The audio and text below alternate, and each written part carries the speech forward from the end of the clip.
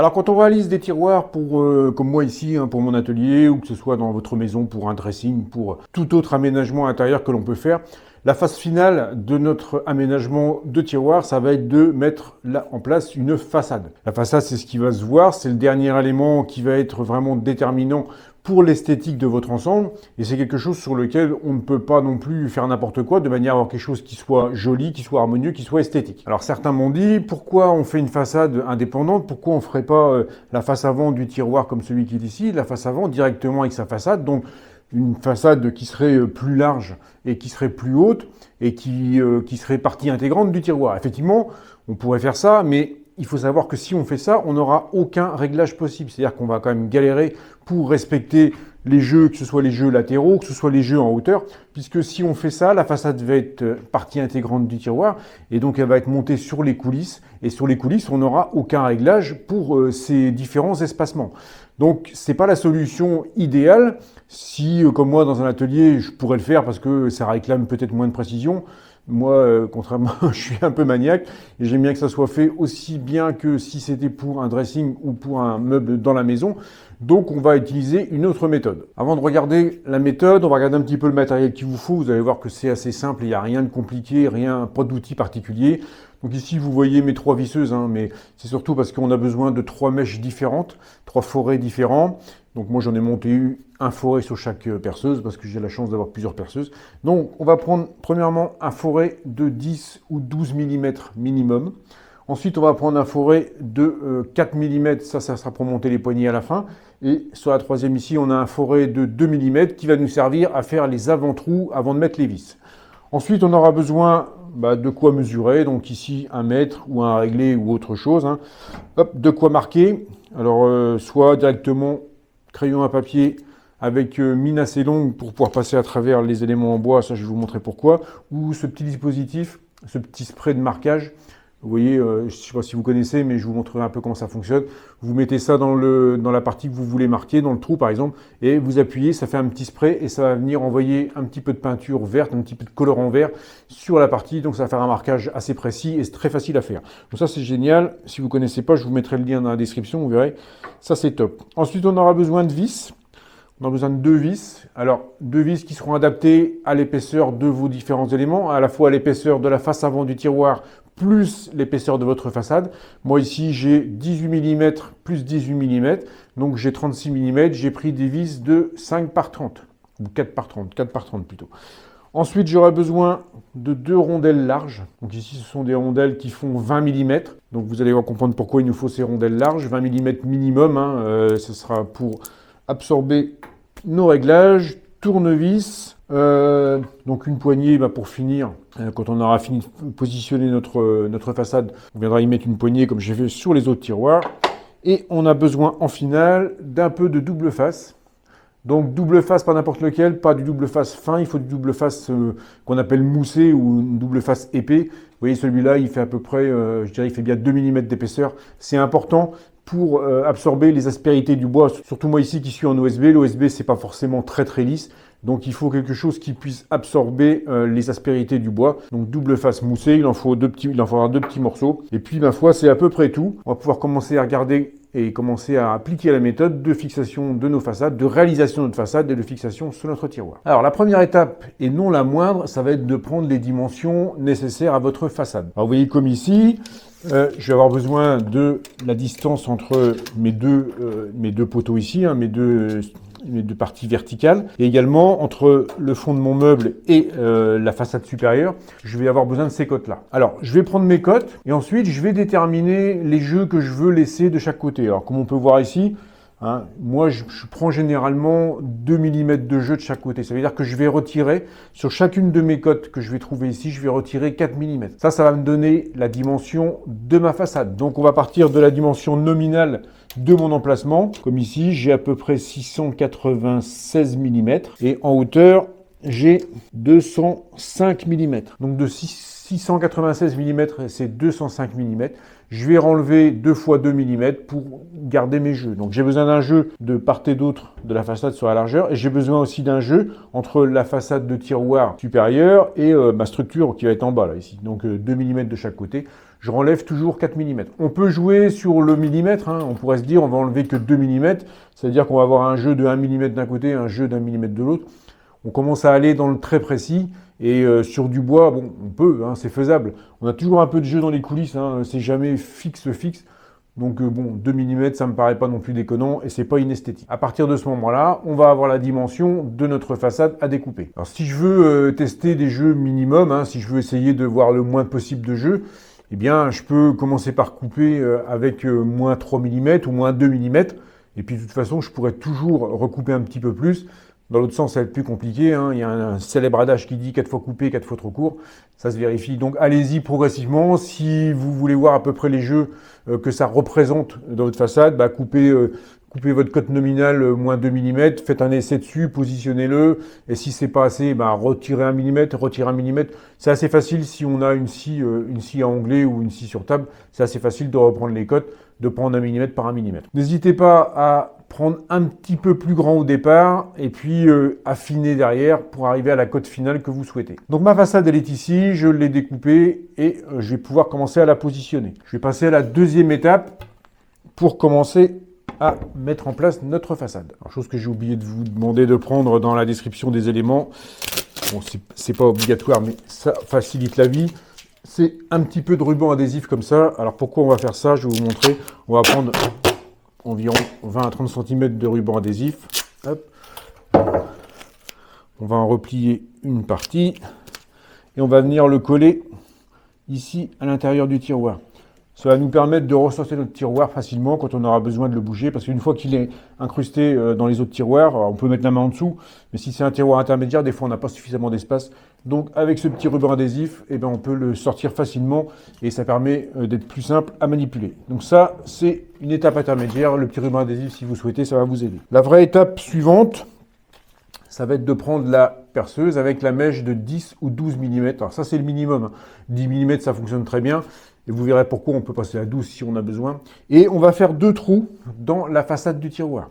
Alors, on n'a pas besoin de prendre 2 cotes. On va faire 2 trous qui vont se situer. On va les faire à peu près ici, au milieu, dans la hauteur. Et dans la largeur, on va les prendre à environ peut-être 10 cm du bord du tiroir. Donc, je vais commencer à faire mon premier trou. Vous voyez, je ne prends pas de dimension, je ne prends pas de cote. Il n'y a pas lieu d'avoir de précision ici. Premier trou.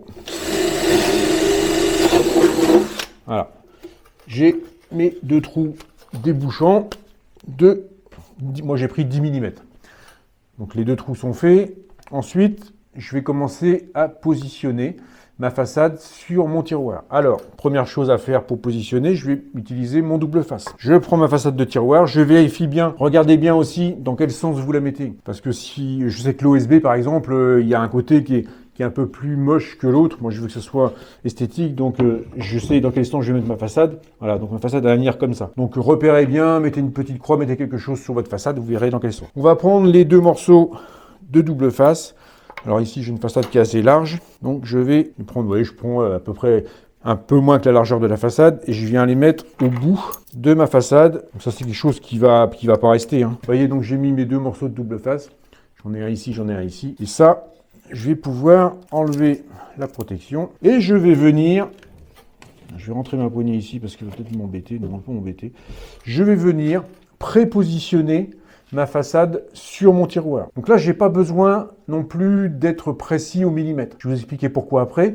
Vous la positionnez du mieux que vous pouvez. Alors, je vais utiliser mes petites cales de 1 mm, comme je vous ai dit. Cales de 1 mm, eh bien, je vais les mettre en bas ici, en dessous de mon tiroir. Si vous n'avez pas de petites cales comme ça, ce que vous pouvez faire, c'est prendre une rondelle, prendre un réglé. Des fois, un réglé, généralement, ça fait à peu près 1 mm d'épaisseur.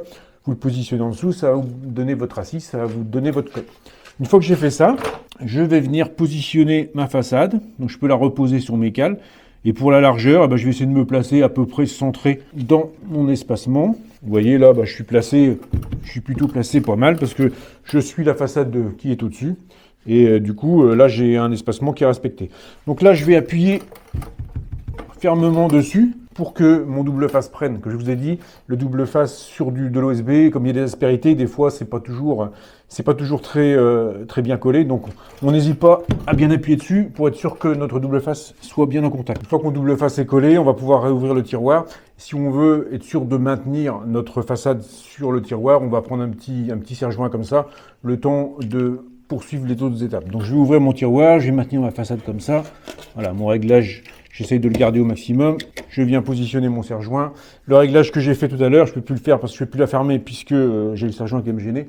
Mais mon réglage que j'ai fait, qui est un réglage provisoire, va rester sur mon tiroir. Ensuite, je vais faire mon marquage. Donc comme j'ai fait mes 2 trous de 12 mm qui débouchent par l'intérieur de mon tiroir, je vais venir marquer sur la façade, je vais venir marquer l'emplacement des trous. Alors j'utilise soit un crayon comme ça, ou je vais utiliser mon petit spray, là je vais vous montrer. Donc ça c'est un petit spray, on appuie directement dessus, ça pulvérise, petite couche de peinture, un petit jet de peinture verte. Une fois que j'ai fait ça, je peux renlever ma façade, j'ai mes réglages. Donc je vais enlever ma façade, alors des fois voilà. Donc là je peux enlever mon double face, j'en ai plus besoin. Okay. Qui est collé là. Donc ça je peux l'enlever. Et comme je vous disais, vous voyez, le petit point vert ici, le petit point vert là, c'est le petit spray qui a fait le marquage à travers le trou. Donc ça c'est vachement bien, hein, ce petit système-là. Si vous n'en avez pas, ça ne coûte pas une fortune et c'est vraiment top pour faire du marquage. J'ai mes 2 marquages verts. Je vais prendre mon foret de 1 mm et je vais faire mon avant-trou. Donc au centre de mes 2 marquages verts, je vais faire un petit avant-trou. Pas aller trop loin pour que la vis continue à bien prendre derrière. Une fois que mes avant-trous sont faits, j'ai préparé mes 2 vis. Donc je vous ai dit tout à l'heure que j'ai utilisé des vis de 30 mm de longueur, 4 par 30, et avec une rondelle large de 20 mm. Pourquoi la rondelle large? Vous avez vu que j'ai fait des trous dans ma façade de tiroir de 10 mm. La rondelle large va servir à couvrir ce trou. Si je ne mets pas des rondelles larges, la tête va rentrer dans le trou et je ne pourrai rien serrer. Je prépare mes 2 vis, je les pose dans le fond de mon tiroir. Je prépare également le tournevis qui va me servir à les presserrer, à les serrer. Et je mets tout dans le tiroir de manière à avoir tout sous la main. Donc je fais attention au sens de ma façade, hein, parce que si j'ai percé mes avant-trous ici et que je la retourne dans l'autre sens, ça ne va pas coller, puisque les trous, ils ont été marqués avec la façade en place. Donc je viens mettre ma première vis, sans la serrer, je vais juste faire 1 ou 2 tours dans son avant-trou. Et ensuite, je viens mettre la deuxième vis. Voilà. Les 2 vis sont dans leur trou. Maintenant, je peux commencer à les serrer. Donc, une fois que j'ai serré mes vis, on va regarder un petit peu, mais vous allez voir que le fait d'avoir mis des trous de 10 mm ou 12 mm et nos rondelles de 20 mm, vous allez voir qu'en fin de compte, on va pouvoir jouer sur la hauteur comme ça. Vous voyez, on a un réglage qui correspond au diamètre du trou. Donc, on a plusieurs millimètres de réglage comme ça. On va avoir le même réglage en transversal, qui va nous permettre de régler précisément notre façade en fonction des jeux qu'on a déterminés au départ à la coupe. Donc je vais serrer ma vis modérément, avec un réglage que je ne connais pas encore. Une fois que la façade est à peu près serrée, on va regarder si on est à peu près bien positionné. Donc là, je touche quelque part, je dois toucher en bas. Ça veut dire que je vais desserrer un tout petit peu la vis d'ici. Voilà, et je vais remonter un tout petit peu ma façade. Voilà, ça ne doit pas être mal. Et là, je m'aperçois que je suis de nouveau un peu trop haut là-bas. Je reprends mon réglage. Je vais pouvoir affiner mon réglage de manière très simple. Parce que là, j'ai juste à desserrer un tout petit peu la vis et faire coulisser ma façade. Donc là, je suis pas mal. Ici, je peux peut-être revenir un petit peu comme ça. Donc c'est vraiment pour affiner, hein. Donc je vais redesserrer un tout petit peu les 2 vis. Voilà, je vais revenir un peu comme ça.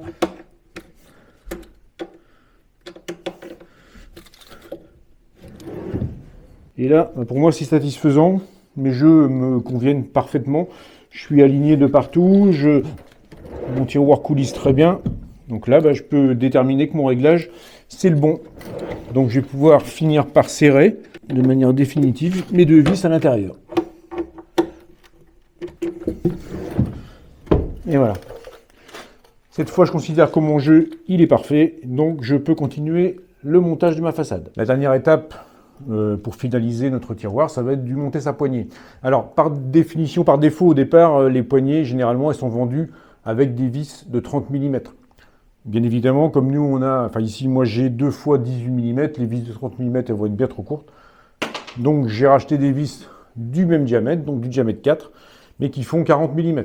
Donc, comme ça me permet de traverser mes 2 épaisseurs et de pouvoir visser un poignet.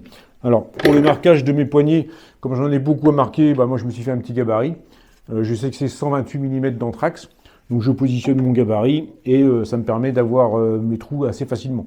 Quand on a 1 ou 2 poignées, c'est pas gênant. On trace précisément nos trous. Si on veut avoir un peu de réglage, on a des vis de 4, on peut percer des trous de 6 ou de 5 pour avoir un peu de débattement si on veut régler la poignée, si jamais on a peur d'avoir un peu, de la mettre un peu de travers.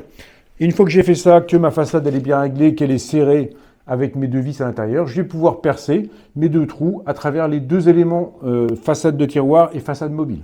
Donc je vais y aller, je perce mon trou, donc moi je perce avec une mèche de 5. Voilà, je traverse tout. Hop. Et ensuite, je vais pouvoir installer ma poignée. Donc mes vis, elles vont être suffisamment longues puisque j'ai pris de la vis de 40.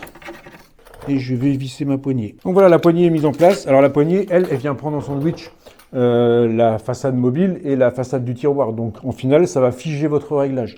Si vous voulez être sûr que ça ne bouge pas, vous pouvez très bien, par l'intérieur, visser 2 ou 3 vis qui vont reprendre la façade de la façade mobile. Vous allez pouvoir le faire, mais généralement avec la poignée qui prend les 2 épaisseurs en sandwich, après le réglage il est figé, il ne bougera plus. Donc là, si je regarde maintenant, voilà. Ça se ferme parfaitement et les jeux sont respectés. Vous voyez ici par rapport au tiroir, je vais vous montrer de plus près. Vous voyez que les jeux sont respectés par rapport au tiroir du haut. En dessous, j'ai bien mon jeu d'environ 1 mm. Entre les 2 tiroirs, c'est pareil. Donc ça coulisse parfaitement. Si on regarde à l'intérieur, eh bien, on va retrouver ici nos 2 vis. Ici, on va retrouver notre vis avec notre rondelle de 20. On va retrouver la même à l'opposé ici. Et ici, on a nos vis de fixation de la poignée qui prennent en sandwich les 2 épaisseurs. Donc si on regarde un peu la façade du tiroir, une fois qu'il est fermé, on a un alignement qui est parfait entre les autres façades et avec la structure du meuble. Et vous voyez que si jamais je veux reprendre le réglage, il suffit que je redémonte ma poignée, que je repositionne un peu avec mes vis, avec mes 2 vis qui sont à l'intérieur, je repositionne ma façade si jamais j'ai loupé quelque chose. Et ensuite, si jamais j'ai loupé quelque chose et que je dois reprendre mon réglage, je devrais agrandir les trous de ma poignée, mais ça c'est pas trop grave, on peut refaire 1 ou 2 mm de plus. On mettra une rondelle sous la tête de la vis et ça tiendra de toute façon de la même manière. Voilà, le réglage est terminé, la façade du tiroir est terminée et tous les autres tiroirs sont déjà équipés de leur façade finale. Donc voilà pour cette vidéo sur les façades de tiroirs. Alors j'en ai encore d'autres à faire ici, je suis en train de finaliser l'extrémité de mes meubles, j'ai encore 4 ou 5 tiroirs à faire ici.